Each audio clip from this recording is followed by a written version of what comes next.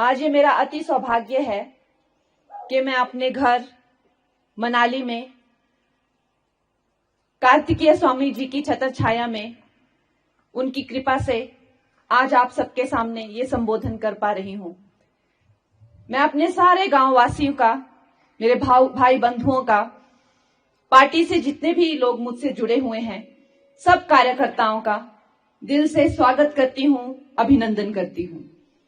मैं स्वागत करती हूं श्री गोविंद सिंह ठाकुर जी, श्री ठाकुर दास जी, श्री दिले राम जी, श्रीमती धनेश्वरी ठाकुर जी, श्री दुर्गा ठाकुर जी, श्री अखिलेश कपूर जी, श्री जोगिंदर महेश जी, श्रीमती वर्षा ठाकुर जी, श्रीमती सुषमा बीडीसी जी, श्री जनेश ठाकुर जी, श्रीमती हेमा ठाकुर जी, श्री रवि ठाकुर जी, श्री मंगल चंद सोनी जी, श्रीमती मनीषा जी, श्रीमती सरोज जी, श्रीमती निर्मला ठाकुर जी, श्री आदित्य विक्रम जी, श्री चंद्र मोहन जी, श्री चमन कपूर जी, श्री सुंदर ठाकुर जी, मेरी बहन जिंदू जी, बाकी सब जिन लोगों का नाम हम ले सके, जिन लोगों का नहीं ले सके, मुकेश ठाकुर जी, मकर ध्वज जी, वो सब मेरे जो ये सगे संबंधी हैं, मेरे कर्नल बुबू जी आपका बहुत जिक्र करते हैं, नाम लेते रहते हैं। तो यहाँ पे जो है मेरे अपने सगे संबंधी हैं, गांव वाले हैं।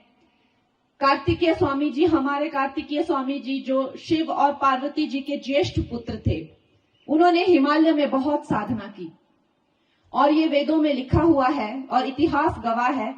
फिर वो भारत भ्रमण पे निकल गए और उन्होंने अपनी तलवार को जो विराम दिया वो दिया साउथ इंडिया में, जहां पे उन्हें बहुत प्रख्याति मिली। उन्हें मुर्गन कुमार के नाम से हर जगह उनके बहुत भव्य मंदिर हैं और हर जगह उनकी जो है महिमा मंडन किया जाता है। कार्तिकेय स्वामी ने मुझे यहाँ बुलाया है, उन्होंने मुझे आशीर्वाद देकर ये देव भूमि और ये भी देव भूमि के बीच में मुझे भूमि प्रदान की है। और अवश्य ही सब लोग बड़े ही आश्चर्यचकित होते थे कि ये बड़े ही आश्चर्य की बात है कि ये बीच में ये पीस क्यों बचा हुआ था मनाली जैसी जगह में। तो मेरे माता पिता कहते हैं ये कंगना के लिए ही बचा हुआ था। तो मनाली के लोगों ने मुझे अपनाया, उन्होंने मुझे अपनी बहन बनाया। अगर उन्हें कोई गिले शिकवे मेरे से हैं तो मैं ये कहूंगी कि लोग उनको मेरे प्रति भ्रमित कर रहे हैं। मेरे माता पिता अक्सर कहते हैं कि तुम्हारे सारे रिश्तेदार तो नीचे हैं, तुम ऊपर अकेली क्या करती हो। जब एक महिला अकेली रहती है तो कई तरह की उन्हें अपनी सुरक्षा व्यवस्था करनी पड़ती है। ये मनाली कोई साधारण गांव तो है नहीं कि जहां हम बच्चे बच्चे को जानते हैं। यहाँ हजारों और लाखों पर्यटन आते हैं, यहाँ पे इतना टूरिज्म होता है, इतनी स्टेट्स के लोग आते हैं कि अवश्य ही एक अकेली महिला को, जवान महिला को अपनी सुरक्षा की चिंता दिन रात रहती है। तो इसलिए मेरे भाई बहनों, मेरे गांव के लोगों, ये कभी नहीं सोचना है कि कंगना आज तक हमसे मिली नहीं, कंगना हमसे आज तक बात की नहीं। आपने ये सोचना है कि अगर आपके घर में बेटी हो तो आपको कैसा लगेगा कि दूसरे घर पे पहुंच जाए और उनके घर पे बैठ जाए। ये संभव नहीं है। ये मेरे प्रति कुछ भी अपनी बातें बिगाड़ने की या कुछ भी मनोवृत्ति बिगाड़ने की अनाप शनाप बातें हैं। आपने इन बातों पर ध्यान नहीं देना है। ऐसा समझना है कि अक्सर बेटियां माता पिता के साथ रहती हैं, दादा दादी होते हैं। अब मैंने चुना रहने के लिए मनाली, मेरे माँ बाप सारे रहते हैं सरका घाट, सब जगह चाचा चाची सब, वहां पे हमारा घर है, क्रशर है।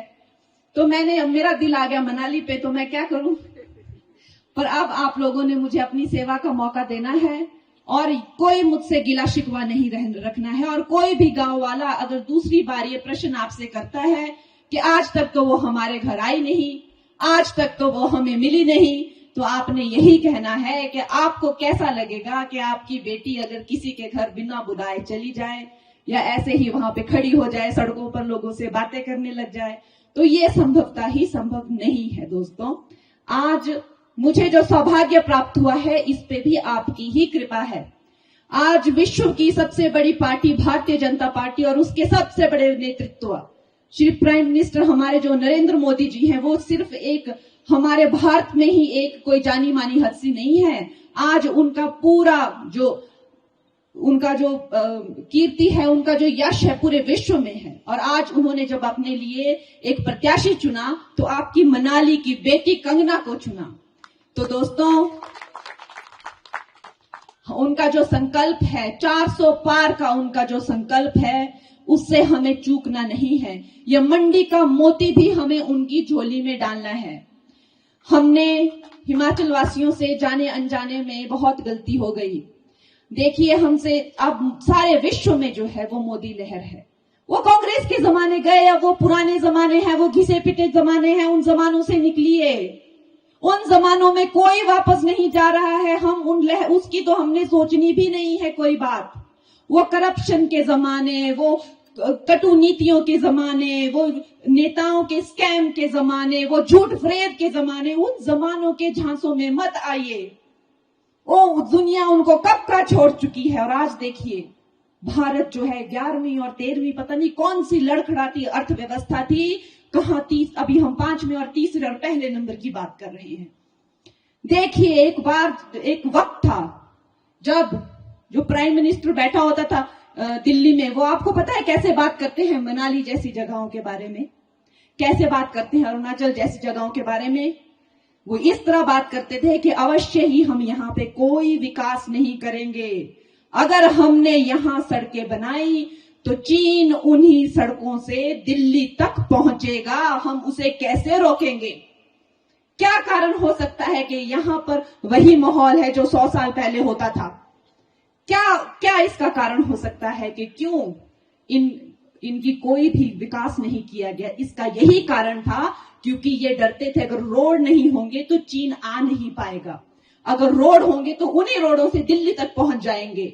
ये हमारे खिलाफ बहुत बड़ी साजिश हुई है कांग्रेस की, और उसी कांग्रेस की आज यहां सरकार है। और हमारा भारत तो भुगत ही रहा है जहां भी, क्योंकि हिमाचल भी तो अभिन्न अंग है भारत का।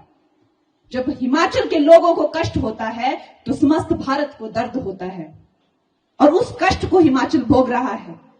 18 महीनों में कितने इन्होंने घोटाले कर दिए, जितना कि हमारे जयराम जी और ये सब आपको बताएंगे जो एक्स सीएम हैं, कितने हजारों करोड़ जो 5 सालों में उन्होंने कुछ महीनों में ही वो लोग खा गए, खा के डकारे भी नहीं उन लोगों ने। इतनी आपत्ति यहां पे आई, इतना सब कुछ आया, हमें पैसे नहीं देते, हमारे पास कुछ नहीं है, हमें कुछ नहीं दिया। अरे तुम्हारे पेटों को भरने के लिए कितना भी देंगे क्या कम है? जयराम जी को बार बार आना पड़ता है, इतना 1000 करोड़ दिया इनको, इतना 1000 करोड़ इनको तब दिया, इतने 1000 करोड़ इनको तब दिए। इनको शर्म ही नहीं है। तो दोस्तों, जो गलती हिमाचल से हो गई है वो गलती सुधारनी है। मेंबर ऑफ पार्लियामेंट सेंटर में बैठता है, और सेंटर में जिसकी सरकार होगी उसी के ही जो है वो हम कोई डिमांड कर सकते हैं, कोई मांग कर सकते हैं। और ये समस्त विश्व जानता है कि आएगा तो मोदी ही।